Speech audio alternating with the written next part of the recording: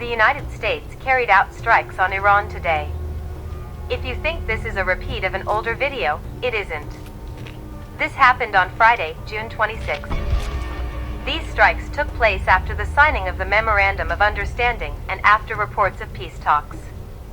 President Trump had said that the Strait of Hormuz was open and that progress was being made toward peace. However, today's events make me question whether the situation was as stable as it appeared.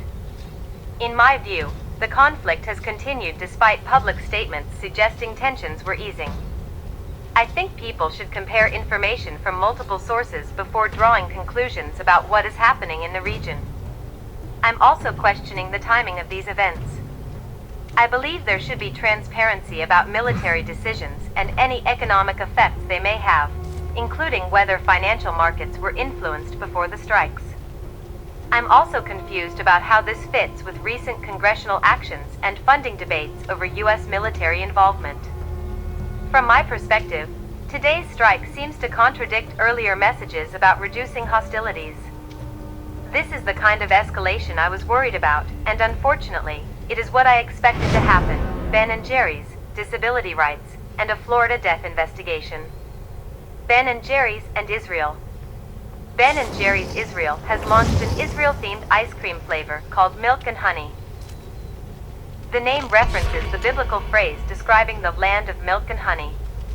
Critics argue that the flavor conflicts with the long-standing views of Ben & Jerry's co-founders, Ben Cohen and Jerry Greenfield, who have publicly supported Palestinian rights for years.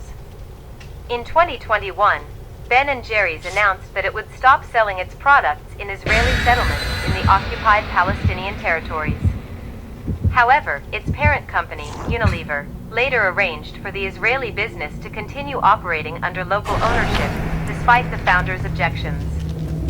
Since then, Cohen and Greenfield have continued to speak publicly about issues involving Israel and Palestine, while reports have described disagreements between the founders and Unilever over public statements and company policy. Because of that history, some critics argue that the milk and honey flavor does not reflect the values of the company's founders. Disability rights and community living. I want to talk about another issue.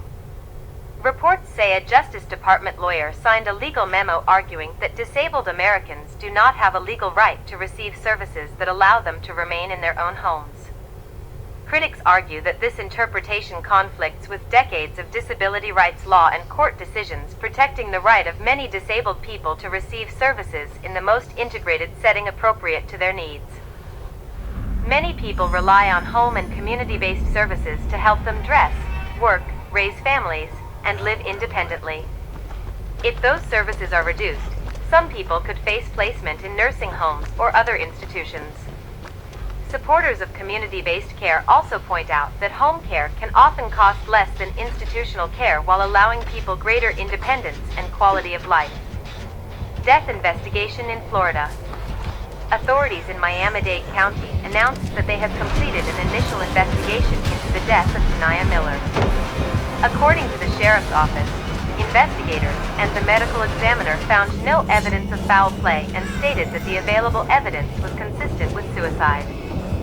However, the sheriff's office also encouraged anyone with additional information to come forward. Some people have questioned why investigators are still asking for information if they believe they have determined the cause of death. Others note that law enforcement agencies commonly continue requesting information even after announcing preliminary findings in order to ensure that no evidence has been overlooked. The investigation remains an important case, and many people continue to follow developments closely.